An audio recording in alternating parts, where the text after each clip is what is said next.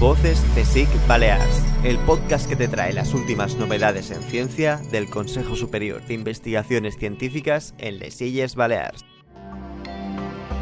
Bienvenidos, soy Adrián García, técnico de Comunicación y Divulgación en el IFISC, el Instituto de Física Interdisciplinar y Sistemas Complejos. Y yo soy Ana Núñez, técnica de Comunicación de la representación del Consejo Superior de Investigaciones Científicas en las Islas Baleares. Y hoy os traemos el 12º episodio de nuestro podcast Voces CSIC Balears, un espacio en el que queremos presentarte las voces de nuestros investigadores e investigadoras y en el que tú también tendrás mucho que decir.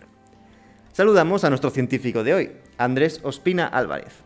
Andrés es biólogo por la Universidad del Valle en Colombia, con un máster y un doctorado en Ciencias Marinas por la Universidad de Barcelona y el Instituto de Ciencias del Mar del CSIC. Actualmente, Andrés trabaja como investigador en el Instituto Mediterráneo de Estudios Avanzados en el Grupo de Investigación de Ecología Marina. Se dedica al estudio de la conectividad de poblaciones marinas, el análisis de redes complejas en ecología y mejorar la trazabilidad de los alimentos de origen marino usando tecnologías disruptivas. Entre sus actividades habituales, Andrés participa en el proyecto Futumares, estudiando la conectividad de poblaciones de Posidonia en las Islas Baleares. Bienvenido, Andrés. Hola. Una característica que vemos leyendo tu currículum y el de prácticamente cualquier persona que se dedique a la investigación es que has vivido en distintos países y continentes. En tu caso empezaste en Colombia y actualmente vives en Mallorca, habiendo pasado por distintos países. ¿Qué ha implicado esto para ti en lo personal y en lo profesional? Bueno, obviamente hay cosas positivas, negativas en lo personal, por ejemplo, satisfacer la curiosidad, ganas de conocer el mundo y otras culturas, ponerse en los zapatos de otros, pero también dejar atrás la familia, los amigos, las costumbres. A veces en muchos lugares he tenido sensación de no pertenencia cuando no te identificas culturalmente con las personas que conoces, con las costumbres. Profesionalmente, oportunidades, son muchas las oportunidades que puedes tener cuando tienes la oportunidad de moverte, cuando te dan la oportunidad de moverte, adquieres una visión global y estableces metas cada vez mayores. Pero esto solamente se logra perdiendo en la sociedad el miedo a las migraciones. Las migraciones humanas inevitablemente son lo que nos hacen ser humanos. Como especie, los humanos estamos migrando desde que aparecimos en el mundo. Entonces, limitar la movilidad es limitar también la creatividad, es limitar la transferencia cultural y de alguna manera esa facilidad en la migración por una curiosidad, por poder ir a estudiar a otro lugar, es lo que nos hace crecer en ciencia, culturalmente. Te defines como un investigador multidisciplinar. ¿Por qué? Mi interés principal son los sistemas conectados, desde las redes de conectividad poblacional, pasando por redes tóficas, redes de áreas marinas protegidas, redes sociales, etc. No tengo un especial interés por un grupo animal o por un ecosistema, sino por sus redes de conexión. Esto me lleva a tener que manejar conceptos de disciplinas un poco dispares en ocasiones o distintas, como la biología, las matemáticas, la oceanografía, la economía, la ingeniería o la informática. De allí que mi trabajo sea muy multidisciplinar, tanto a nivel personal como con las personas que trabajo.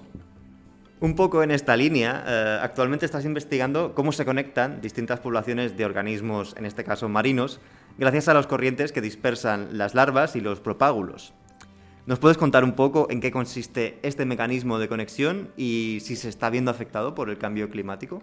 Las poblaciones marinas, así sean los peces que conocemos y que tienen una gran movilidad, a veces suelen estar muy asociados a un ambiente en específico, a un área en específica, y la manera en la que se conectan es por sus larvas, por sus huevos y larvas. Los huevos y larvas de las especies marinas se transportan por medio de las corrientes.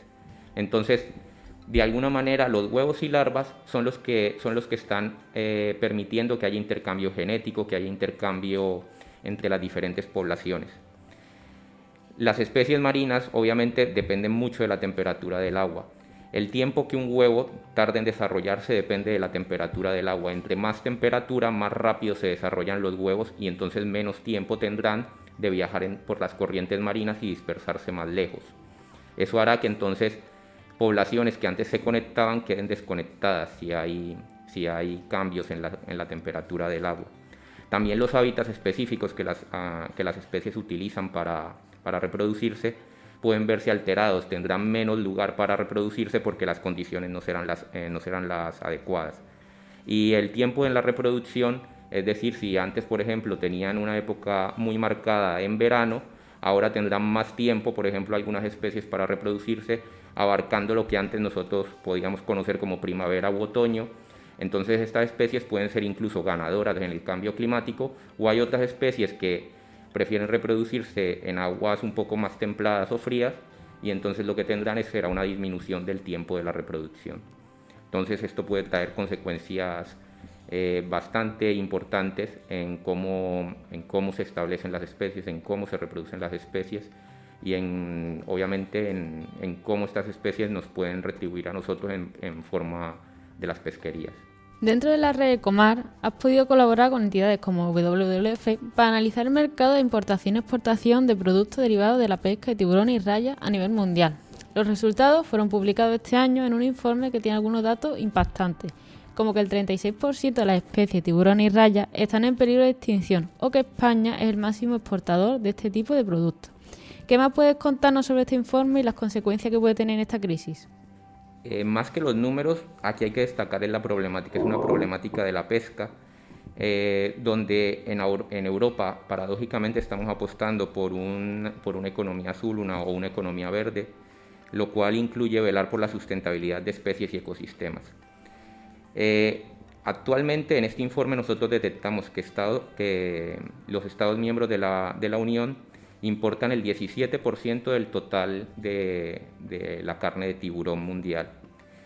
Sin embargo, nosotros tenemos aquí en la Unión algunas leyes y algunas normativas que, por ejemplo, desde el 2013 se prohíbe el quitar la aleta del tiburón, del cuerpo del tiburón, sino que tiene que llegar el tiburón completo a puerto. Entonces, si nosotros vemos, hay una doble moral, se podría decir así, en cómo tratamos el problema. En Europa, si nosotros estamos trayendo un producto que viene del otro lado del mundo, porque la flota pesquera española, por ejemplo, está pescando en aguas argentinas, en aguas chilenas, en aguas de África, y ese producto le ponemos una etiqueta europea, se supone que estamos dando ese aval de que todas estas normativas se están cumpliendo, y después ese producto, al venderlo al resto del mundo, se está vendiendo con esa etiqueta, que podría decirse una etiqueta de sustentabilidad, lo cual entonces termina siendo no cierto. Básicamente nos estamos lucrando, o se están lucrando las empresas europeas con una cadena de suministro que debería estar más vigilada, con una normativa más fuerte. Esto obviamente puede traer consecuencias complejas, consecuencias graves en cuanto a la sustentabilidad de las especies.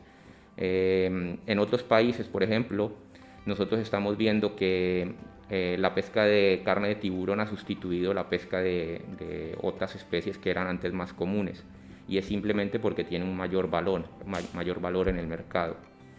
Y el problema siempre se le ha achacado a los países consumidores como China, como Corea, como Japón, pero realmente el problema también es de los países que están actuando en el suministro o que actúan como intermediarios en la cadena de suministro.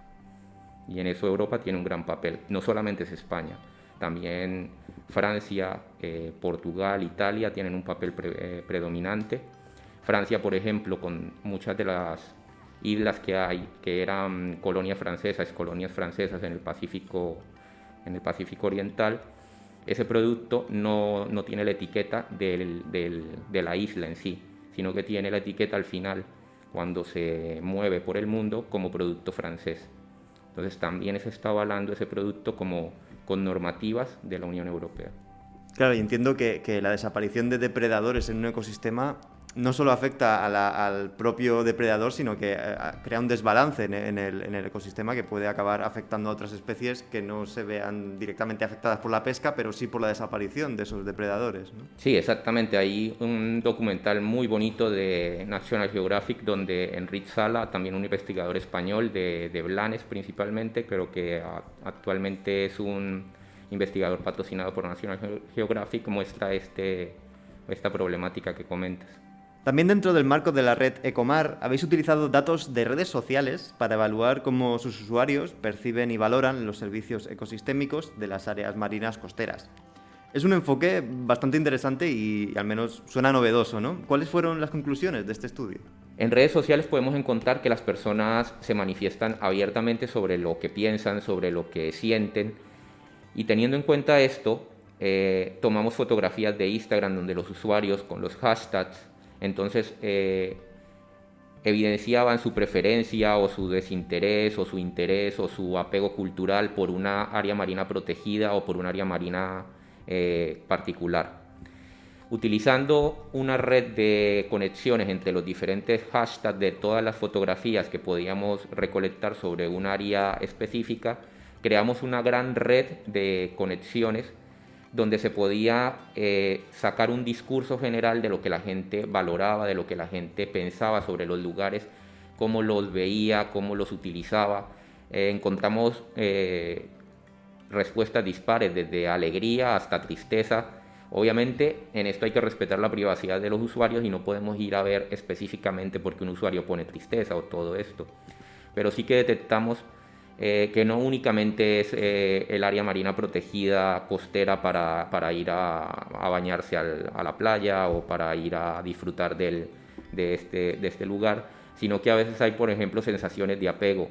En algunas zonas protegidas, por ejemplo, en Galicia detectamos palabras que tienen que ver con ese apego emocional que la gente tiene por las zonas, culturalmente también, palabras como morriña en los hashtags, que entonces pueden ayudarnos a entender cómo esas áreas marinas protegidas se insertan en la cultura popular.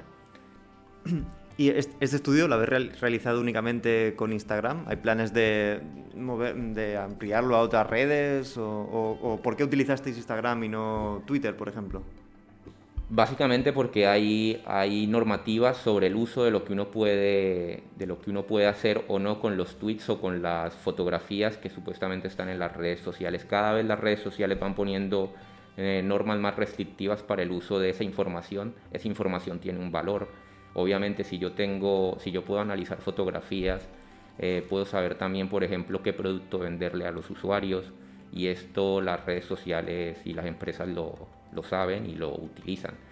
Hay algunas iniciativas donde, por ejemplo, Facebook trabaja con algunas universidades para poder proveer los datos de un modo académico, pero principalmente esto se ve en Estados Unidos. En Europa esas iniciativas son menores. Trabajos novedosos que hay con esta metodología, por ejemplo, un investigador del Instituto de Ciencias Marinas en Barcelona ha analizado videos de YouTube donde los usuarios cuelgan sus experiencias de pesca con arpón y ha evaluado realmente cuánto saca cada usuario, si se están cumpliendo o no esas cuotas de pesca.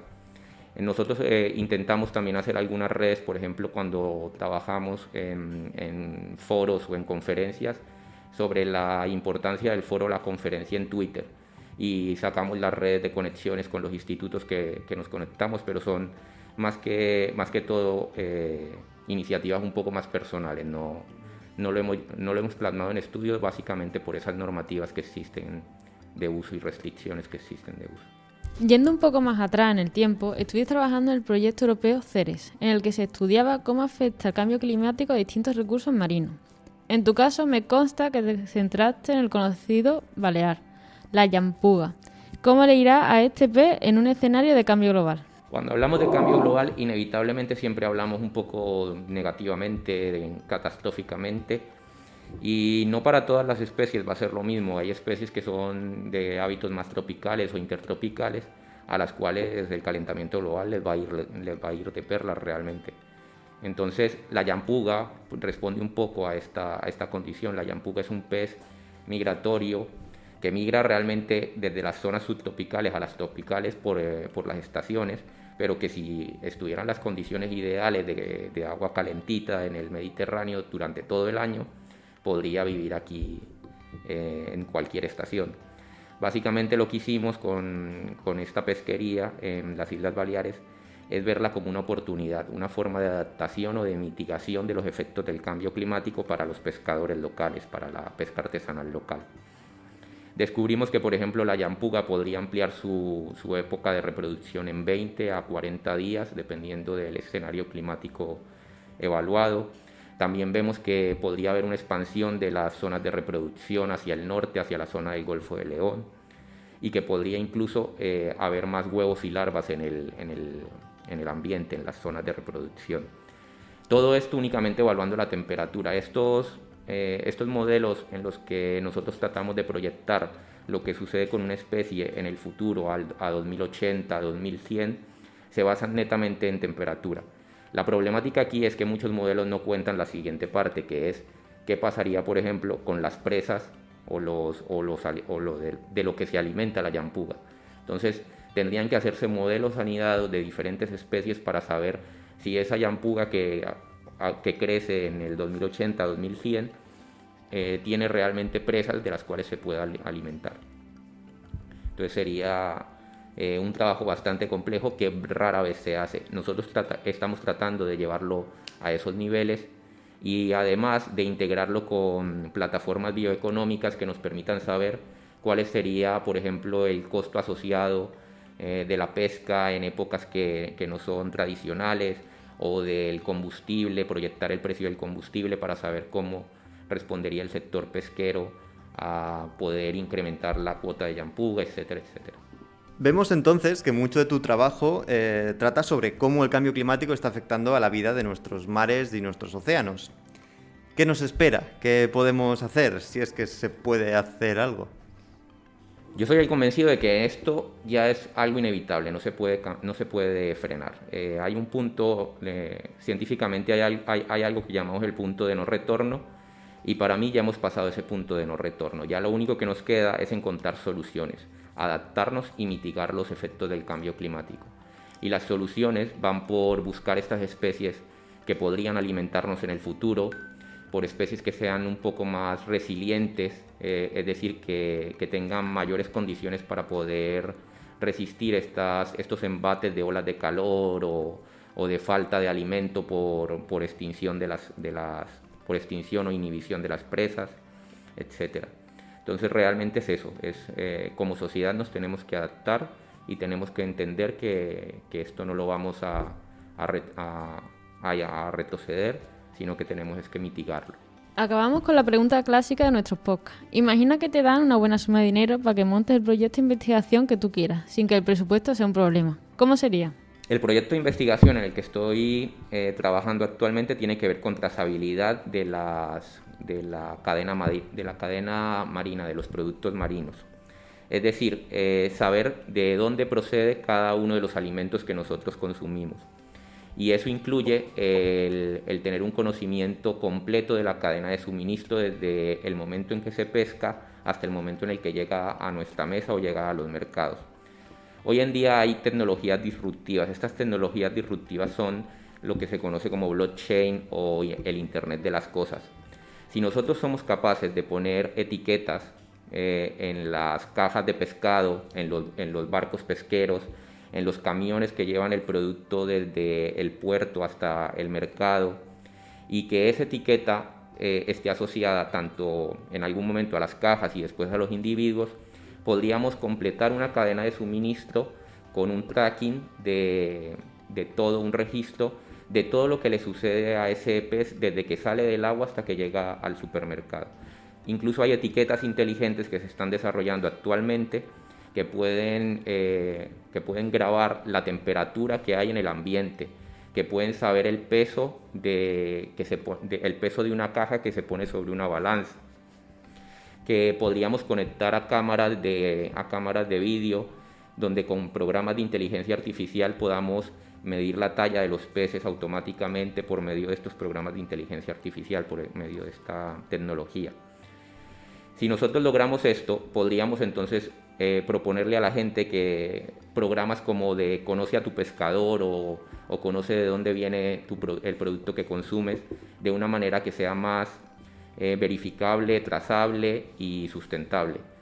Supuestamente con esto podríamos alcanzar todas estas metas que la Unión Europea se propone, como de crecimiento azul y de economías sustentables, de pesquerías sustentables, de producto local, de kilómetro cero, etc.